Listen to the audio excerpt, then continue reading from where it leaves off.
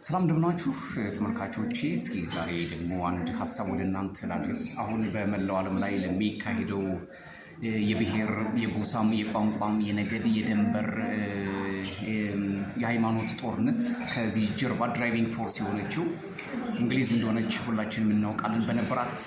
በዓለም ላይ በነበራት የ200 ዓመት የአስተዳደር ጊዜ ወይ ደግሞ የብሪቲሽ ኢምፓየር የሚባለው በጣም ሞስት ፓወርፉል እንደነበረች ሁላችንም የምናውቀው ነው። በገባችበት በየትኛው ወይ ደግሞ እግሯ ባረፈበት ሀገር ውስጥ ቦምብ አስቀምጣ እንደወጣች ወይም ደግሞ ቀስ እያለ የሚፈነዳ በሽታ አስቀምጣ እንደወጣች ሁላችንም የምናውቀው ነው። አሁን ላለው በተለይ ዋና ዋናዎቹ ችግሮች የብሪቲሽ ኢምፓየር የፈጠረው ችግር እንደሆነ ምሁራን የሚስማሙበት ጉዳይ ነው። በገባችበት ሀገር በሙሉ ዲቫይድ ኤንድ ሩል የሚባለውን ነገር በሃይማኖት በቋንቋ በመም የከፋፈለች ችግር መፍጠሯ የታወቀ ነው። በህንድና ፓኪስታን መካከል ትልቁ ነው።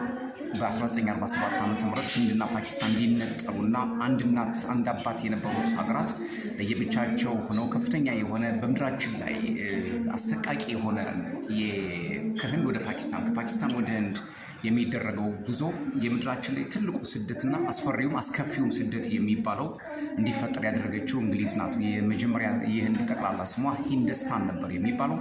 እንግሊዝ ከመጣች በኋላ ከሁለት ሰንጥቃቸው ህንድና ፓኪስታን እንዲሆኑ አድርጋለች። እንግዲህ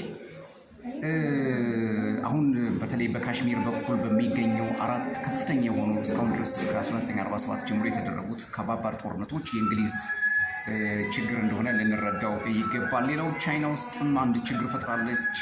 በታይዋን መካከል እና በቻይና መካከል እየገባች ችግር ፈጥራለች። ሱዳን እንደምናውቀው አሁን በቅርብ በ2014 ለሁለት የሰነጠቀቻት የብሪቲሽ ጦስ ነው። ፖርት ሱዳን እያለች ከባድ ችግር እንዲፈጠር ያደረገች ብሪቲሽ ናት። ሌላው በሚድል ኢስት ባለው ጉዳይ ላይ በሚያስገርም ሁኔታ ሚድል ኢስት ላይ ገብታ በሰዓቱ የነበሩ የአረብ መሪዎች ወይም ደግሞ የአረብ አስተዳዳሪዎችን ምንድን ነበር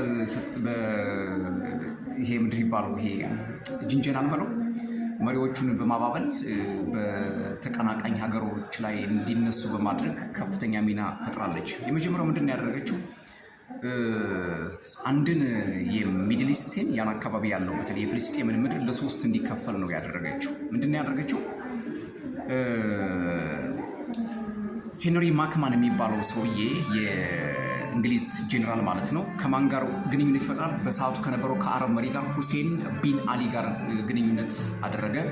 ከኛ ጋር ሆነ ቱርክን የምትወጋ ከሆነ ይሄ ርስት ግዛት ያንተ ይሆናል የሚል ቃል ኪዳን ገባችለት። በሚያስገርም ሁኔታ በሁለተኛው ደግሞ እንደገና ከፈረንሳዮች ጋር ደግሞ ሌላ ጄኔራል ማለት ነው ማርክ ስካይ የሚባል ከፈረንሳዮች ጋር ሄዶ ከነሱ ጋር ተደራደረና ይሄ የፍልስጤም ምድር የእናንተ ነው አላቸው። ሌላ በሚያስገርም ሁኔታ ደግሞ በ1915 ይህን ውል ከተነጋገረ በኋላ በ1917 ደግሞ ባልፎር ዲክሬሽን የሚባለውን በማወጅ ስካይ ከሚባለው ከፍራንኮሲስ ጆርጅ ጋር ከፈረንሳዩ ጋር ሆነው ስካይ ፒኮት የሚባለው ወይም ደግሞ የእንግሊዙ ጄኔራል እና የፈረንሳይ ጄኔራል ሆነው ያን አካባቢ ለመቀራመት ጥረት አደረጉ። ለሶስት እንግዲህ ከፈረንሳይ ጋር በመሆን ያንን ግዛት ለፈረንሳዮች እንዲሰጥ በማድረግ ከአረቦች ጋር በመሆን ደግሞ ቱርክን እንዲወጉላቸው በማድረግ የእናንተ ነው በሚል ለፍልስጤሞቹ ቃል ኪዳን ገቡላቸው። መጨረሻ ላይ ደግሞ ራሳቸው እንግሊዞች ባልፎር ዲክሬሽን በማለት የጀዊሽ ነው ብለው ለጀዊሹ የሰጣቸው። ስለዚህ ለፈረንሳይ ለአረብና ለጀዊሾች ለሶስት ፍልስጤምን ሰጥተው ለአሁን ላለው መስቀልቀልን አሁን ላለው መከራ ጋዛን ወይም ደግሞ ፍልስጤምን አሳልፈው እንዲሆኑ እንደዚህ አይነት መስቀልቀል በዓለም ላይ ታይቶ የማይታወቅ ፈተና እንዲመጣ አድርጓል ማለት ነው። ስለዚህ ሄንሪ ማክማን ከሁሴን ቢን አሊ ጋር ቱርክን እንዲወጋለት በማባበል ሳይሳካ ቀርቷል። ሁለተኛው ማርክ ስካይ ከፈረንሳዮች ጋር በመሆን ለፈረንሳዮች ሰጣቸው። ቤር ኢን ማይንድ ሌላ ጦርነት መጨረሻ ላይ እንደማይሆን ሲያውቁት በ1917 ደግሞ ባልፎር ዲክሬሽን በማለት ለጀዊሾች ሰጣቸው። ከዛ በኋላ ጀዊሾች ያንን መሬት የኛ ነው በማለት አዋጅ አወጁ። በ1948 ዓ.ም ከትመው እንዲገቡ ተደረገ። ከዛ ጊዜ ጀምሮ እንግዲህ የፍልስጤም ምድር ስቃይ አኪልዳማ እንዲሆን ያደረጉት እንግሊዞች ናቸው ማለት ነው። እንግሊዞች የገቡበትና የረገጡት መሬት ኮቴያቸው ያረፈበት ምድር ሁሌም ቢሆን እሳት እንደሚጭር ሁላችንም ልንረዳው የሚገባው እና አሁን ለምናየው ለዚህ ለትልቁ መስቀልቅል ማለት ነው ጋዛ እንዲህ እንድትሆን ፍልስጤማውያን እንዲሰቃዩ ከባድ የሆነ ሰቆቃ እንዲደርስባቸው በገዛ መሬታቸው ላይ በገዛ ርስታቸው ላይ እንዲፈናቀሉ የሚደረጉ ውርጅብኝ የመጣባቸው ያኔ እንግሊዝ የለኮሰችው እሳት መሆኑን አንደርስታንድ ማድረግ ያስፈልጋል። ለሌሎቹ መረጃዎች እንግዲህ በቶማ ዩቲዩብ እየገባችሁ ሰብስክራይብ፣ ላይክ፣ ሼር፣ ኮሜንት እያደረጋችሁ ተጨማሪ መረጃዎችን ታገኛላችሁ። ለዛሬው አጭር መረጃ ሰጥቻችኋለሁ። እንግሊዝን ግን እውነትም አንድ ሰው በጣም ብልጥ ሲሆን ከሌ እኮ እንግሊዝ ነው የምንለው ወደን አይደለምና በጣም ሴራዋ ከባድ ነው። ተንኮሏ በጣም ከባድ ነው። ንቃቷ በጣም ከባድ ነው። we must be aware ለዚህ ነገር በጣም መጠንቀቅ ይኖርብናል ማለት ነው። የትኛውንም የዓለም ፖለቲካ ብንፈትሽ ከጀርባ ያለችው እንግሊዝ መሆኗን አንደርስታንድ ማድረግ ያስፈልጋል። አሁንም ቢሆን ያልበረደ የሆነ ጦርነት በዓለም ላይ እንዲከሰት ብሪቲሾች አልቆሙም። ስማርት መሆን ያለብን ምንድን ነው? በየትኛውም የእያንዳንዱ ሙቭመንት ውስጥ ኢትዮጵያን ጨምሮ ማለት ነው የእንግሊዝ እጅ እንደምናስበው አይደለም።